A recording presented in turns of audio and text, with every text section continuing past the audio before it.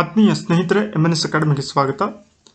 ಸ್ನೇಹಿತರೆ, ಮುಂಬರುವ ಸ್ಪರ್ಧಾತ್ಮಕ ಪರೀಕ್ಷೆಗಳಾದಂತಹ police sub inspector, police constable ಹಾಗೆಯೇ ಗ್ರೂಪ್ ಸಿ ಹುದ್ದೆಗಳಿಗೆ ನಡೆಯುವ ನೇಮಕಾತಿ ಪರೀಕ್ಷೆಗಳಲ್ಲಿ ಕೇಳಬಹುದಾದಂತಹ ವಿಷಯ ಸಾಮಾನ್ಯ ಜ್ಞಾನ. ಈ ಒಂದು ಸಾಮಾನ್ಯ ಜ್ಞಾನಕ್ಕೆ ಸಂಬಂಧಪಟ್ಟ ಹಾಗೆ ಟಾಪ್ 30 ಅತಿ ಸಂಭವನೀಯ ಪ್ರಶ್ನೆಗಳನ್ನು ಈ ಒಂದು ವಿಡಿಯೋದಲ್ಲಿ ನೋಡೋಣ.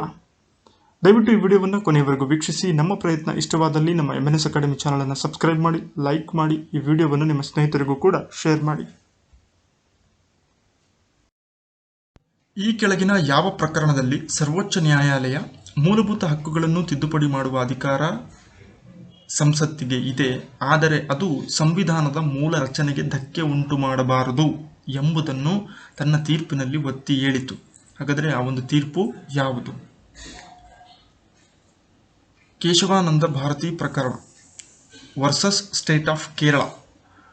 ಈ ಒಂದು ಪ್ರಕರಣದಲ್ಲಿ ಸರ್ವೋಚ್ಚ ನ್ಯಾಯಾಲಯವು ಮೂಲಭೂತ ಹಕ್ಕುಗಳನ್ನು ತಿದ್ದುಪಡಿ ಮಾಡುವ ಸಂದರ್ಭದಲ್ಲಿ ಅದು ಸಂವಿಧಾನದ ಮೂಲ ರಚನೆಗೆ ಧಕ್ಕೆಯನ್ನು ಉಂಟು ಮಾಡಬಾರದು ಅನ್ನುವಂಥ ಅಂಶವನ್ನು ತನ್ನ ತೀರ್ಪಿನಲ್ಲಿ ಉಲ್ಲೇಖ ಮಾಡಿತು. ಹಾಗಾಗಿ ಕೇಶವಾನಂದ ಭಾರತಿ ಪ್ರಕರಣ ಅತ್ಯಂತ ಪ್ರಮುಖವಾದುದು.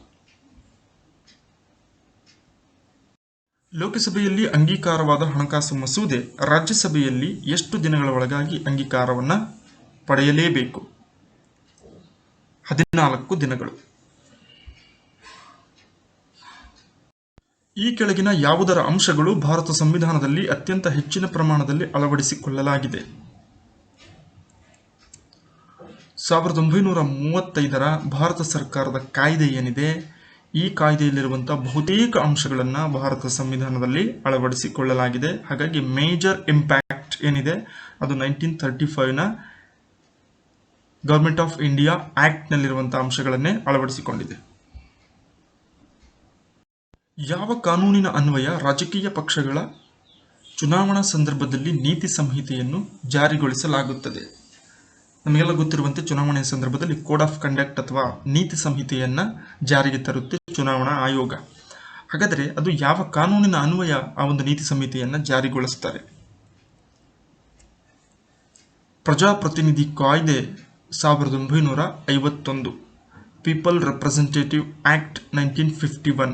ಈ ಒಂದು ಕಾನೂನಿನ ಅನ್ವಯ ಚುನಾವಣಾ ಸಂದರ್ಭದಲ್ಲಿ ಚುನಾವಣಾ ಆಯೋಗವು ನೀತಿ ಸಂಹಿತೆಯನ್ನು ಜಾರಿಗೆ ತರುತ್ತದೆ. ಸಂವಿಧಾನ ರಚನೆಕಾರರ ಮೂಲ ಆಶಯವನ್ನು ವಿವರಿಸುವ ಸಂವಿಧಾನದ ಭಾಗ ಯಾವುದು? ಅಂದರೆ ಒಟ್ಟಾರೆ ಸಂವಿಧಾನದ ಕೈಗನ್ನಡಿ ಅಂತ ಕರಿತೀವಿ. ಅವರ ಸಂವಿಧಾನ ರಚನೆಕಾರರ ಮೂಲ ಆಶಯವನ್ನು ತಿಳಿಸುವಂಥ ಸಂವಿಧಾನದ ಭಾಗ ಪ್ರಸ್ತಾವನೆ ಅಥವಾ ಪ್ರಿಯಂಬಲ್ ಅಂತ ಕರಿತೀವಿ. ಈ ಸಂವಿಧಾನದ ಪ್ರಸ್ತಾವನೆಯಲ್ಲಿ ಸಂವಿಧಾನ ಒಳಗೊಂಡಿರುವಂಥ ಮೂಲ ಆಶಯವನ್ನು ಸೂಕ್ಷ್ಮ ರೂಪದಲ್ಲಿ ನಮಗೆ ಹಿಡಿದಿಡುವಂಥ ಪ್ರಯತ್ನವನ್ನು ಪ್ರಸ್ತಾವನೆಯಲ್ಲಿ ಮಾಡಿದ್ದಾರೆ. ಭಾರತ ಸಂವಿಧಾನದ ಪ್ರಸ್ತಾವನೆಯನ್ನು ಯಾವ ದೇಶದ ಸಂವಿಧಾನದಿಂದ ಎರವಲಾಗಿ ಪಡೆಯಲಾಗಿದೆ? ಅಂದರೆ ನಮ್ಮ ದೇಶದಲ್ಲಿ ಸಂವಿಧಾನದಲ್ಲಿ ಪ್ರಸ್ತಾವನೆಯನ್ನು ಅಳವಡಿಸಿದ್ದಾರಲ್ಲ, ಇದನ್ನು ಯಾವ ದೇಶದ ಸಂವಿಧಾನದಿಂದ ನಾವು ಎರವಲಾಗಿ ಪಡೆದುಕೊಂಡಿದ್ದೇವೆ? ಅಮೆರಿಕ ಸಂವಿಧಾನದಿಂದ. ಭಾರತದ ಸಂವಿಧಾನದ ರಚನೆಯ ಪರಿಕಲ್ಪನೆಯನ್ನು ಮೊದಲ ಬಾರಿಗೆ ನೀಡಿದವರು ಯಾರು? MN ರಾಯ್. MN ರಾಯ್ ರವರು 1934ರಲ್ಲಿನೇ ಭಾರತೀಯರಿಗೆ ತಕ್ಕ ಹಾಗೆ ಸಂವಿಧಾನದ ಪರಿಕಲ್ಪನೆಯನ್ನು ಅಥವಾ ಸಂವಿಧಾನದ ರಚನೆ ಆಗಬೇಕು ಅನ್ನುವಂಥ ಹಕ್ಕೊತ್ತಾಯವನ್ನು ಅಥವಾ ಅದರ ಪರಿಕಲ್ಪನೆಯನ್ನು ಮೊದಲ ಬಾರಿಗೆ ನೀಡಿರ್ತಾರೆ.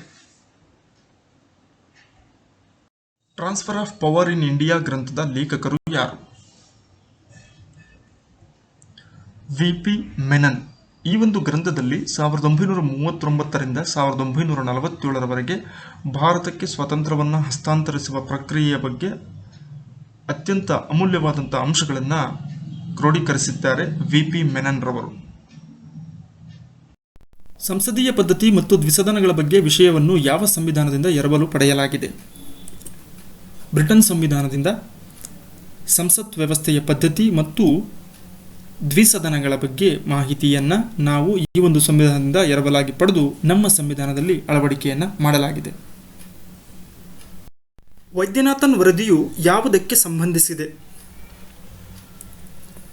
ಇದು ಸಹಕಾರಿ ಕ್ಷೇತ್ರದ ಸುಧಾರಣೆಗೆ ಸಂಬಂಧಪಟ್ಟಂತೆ ವರದಿಯನ್ನು ನೀಡಲಿಕ್ಕೆ ವೈದ್ಯನಾಥನ್ ರವರ ನೇತೃತ್ವದಲ್ಲಿ ನೇಮಿಸಲಾದಂತಹ ಒಂದು ಸಮಿತಿಯಾಗಿದೆ. ಈ ಒಂದು ಸಮಿತಿಯು ಸಹಕಾರ ಸಂಘಗಳ ರಚನೆ, ಅವುಗಳ ಕಾರ್ಯವಿಧಾನಗಳ ಬಗ್ಗೆ ಅತ್ಯಂತ ಮಹತ್ವವಾದಂಥ ವರದಿಯನ್ನು ಸರ್ಕಾರಕ್ಕೆ ನೀಡಿತ್ತು. ಯುನೆಸ್ಕೋ 2020 ವರ್ಷವನ್ನು ಯಾವ ವರ್ಷವೆಂದು ಆಚರಿಸಲು ನಿರ್ಧರಿಸಿದೆ ಅಥವಾ ಆಚರಿಸಿತ್ತು? ಸರಿ ಉತ್ತರ ಶಬ್ದ ವರ್ಷ ಅಂತ ಕರಿತೀವಿ. ಜಾಗತಿಕ ಮಟ್ಟದಲ್ಲಿ ಶಬ್ದದ ಮಹತ್ವವನ್ನು ಎತ್ತಿ ತೋರಿಸುವ ಜಾಗತಿಕ ಪ್ರಯತ್ನವಾಗಿ, ಹಾಗೆಯೇ ಧ್ವನಿಗೆ ಸಂಬಂಧಿಸಿದ ಸಮಸ್ಯೆಗಳನ್ನು ರಾಷ್ಟ್ರೀಯ ಮತ್ತು ಅಂತಾರಾಷ್ಟ್ರೀಯ ಮಟ್ಟದಲ್ಲಿ ಅರ್ಥ ಮಾಡಿಕೊಳ್ಳಲು ಯುನೆಸ್ಕೋ 2020ನೇ ವರ್ಷವನ್ನು ಶಬ್ದ ವರ್ಷವೆಂದು ಆಚರಣೆ ಮಾಡಿತು. ಕೇಂದ್ರ ಶಾಸಕಾಂಗ ಮತ್ತು ರಾಜ್ಯ ಶಾಸನಗಳ ನಡುವೆ ವಿವಾದ ಉದ್ಭವಿಸಿದ್ದಲ್ಲಿ ಕೇಂದ್ರ ಶಾಸನ ಸ್ಥಿರವಾಗಿರುವುದು, ಇದಕ್ಕೆ ಅವಕಾಶ ಮಾಡಿಕೊಟ್ಟಿರುವ ಸಂವಿಧಾನದ ಅನುಚ್ಛೇದ ಯಾವುದು? ಸರಿ ಉತ್ತರ 254ನೇ ಸಂವಿಧಾನದ ವಿಧಿ ಏನಿದೆ, ಕೇಂದ್ರ ಶಾಸಕಾಂಗ ಮತ್ತು ರಾಜ್ಯ ಶಾಸನಗಳ ನಡುವೆ ವಿವಾದಗಳು ಉದ್ಭವಿಸಿದಲ್ಲಿ ಆಗ ಕೇಂದ್ರ ಶಾಸನದ ನಿರ್ಧಾರ ಏನಾಗಿರುತ್ತೆ ಅದೇ ಅಂತಿಮವಾಗಿರುತ್ತೆ ಅನ್ನುವಂಥದ್ದನ್ನು ತಿಳಿಸಿಕೊಡುವಂಥದ್ದು ಸಂವಿಧಾನದ 254ನೇ ವಿಧಿ. ಈ ಕೆಳಕಂಡ ಯಾವ ವಿಷಯವು ರಾಜ್ಯ ನಿರ್ದೇಶಕ ತತ್ವಗಳ ಅಡಿಯಲ್ಲಿ ಸೇರುವುದಿಲ್ಲ? 4 ವಿಷಯಗಳನ್ನು ಕೊಟ್ಟಿದ್ದಾರೆ. ಇದರಲ್ಲಿ directive principles of state policy ಅಡಿಯಲ್ಲಿ ಬರದೇ ಇರುವಂಥದ್ದು ವಯಸ್ಕರ ಶಿಕ್ಷಣ.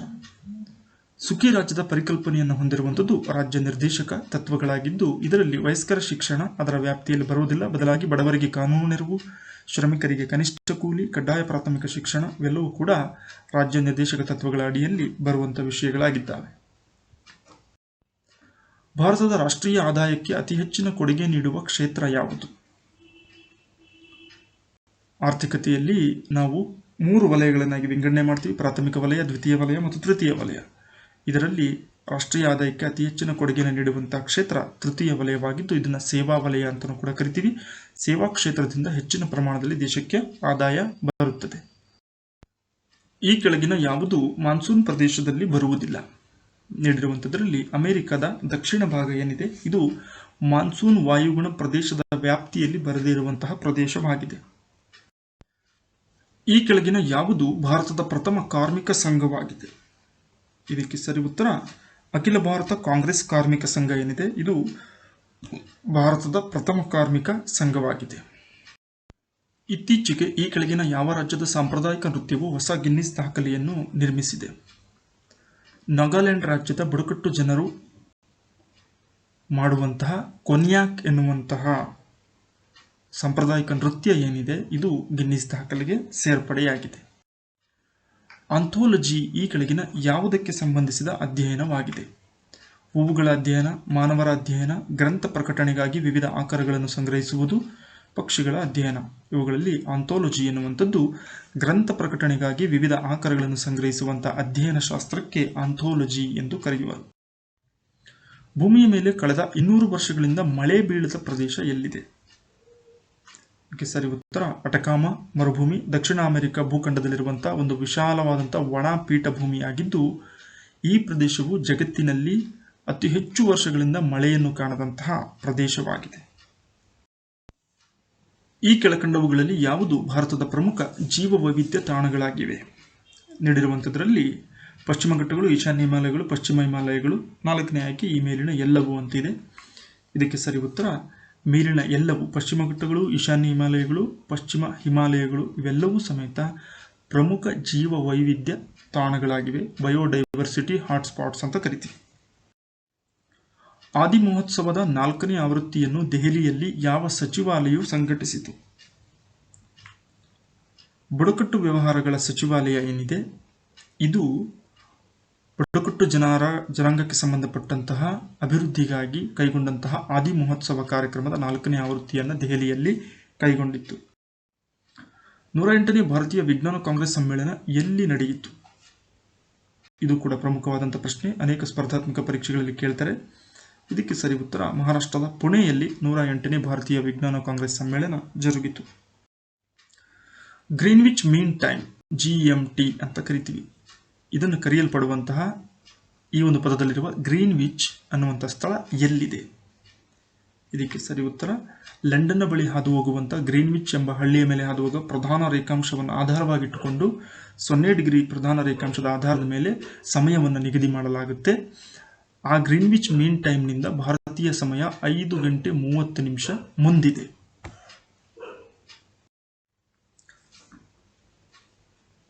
ಪಗ್ಲಾಡಿಯಾ ಅಣೆಕಟ್ಟು ಯೋಜನೆ ಯಾವ ರಾಜ್ಯದಲ್ಲಿದೆ?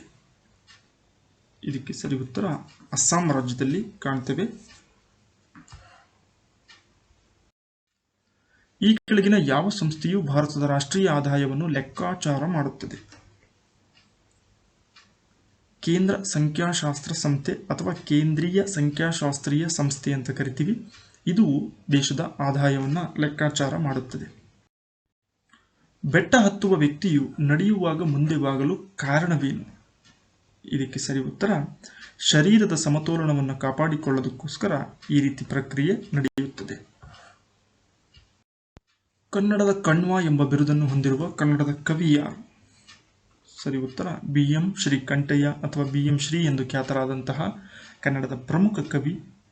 ಇವರಿಗೆ ಕನ್ನಡದ ಕಣ್ವ ಎಂಬ ಬಿರುದಿದೆ. ಇವರ ಪ್ರಮುಖ ಕೃತಿಗಳು ಗದಾಯುದ್ಧ, ನಾಟಕಂ, ಅಶ್ವತ್ಥಾಮನ್, ಹಾಗೆಯೇ ಹೊಂಗನಸುಗಳು. ಇನ್ನು ಇಂಗ್ಲಿಷ್ ಸಾಹಿತ್ಯಕ್ಕೆ ಸಂಬಂಧಪಟ್ಟ ಹಾಗೆ ಇಂಗ್ಲಿಷ್ ಗೀತೆಗಳು ಎನ್ನುವಂತಹ ಪ್ರಮುಖ ಕವನ ಸಂಕಲನವನ್ನು ರಚನೆ ಮಾಡಿದ್ದಾರೆ. ಮಾರ್ಚ್ 21 ವಿಶ್ವ ಅರಣ್ಯ ದಿನವಾಗಿದೆ. ಈ ಒಂದು ದಿನಾಚರಣೆಯನ್ನು ಆಚರಿಸುವ ಪದ್ಧತಿ ಜಾರಿಗೆ ಬಂದಂತಹ ವರ್ಷ ಯಾವುದು?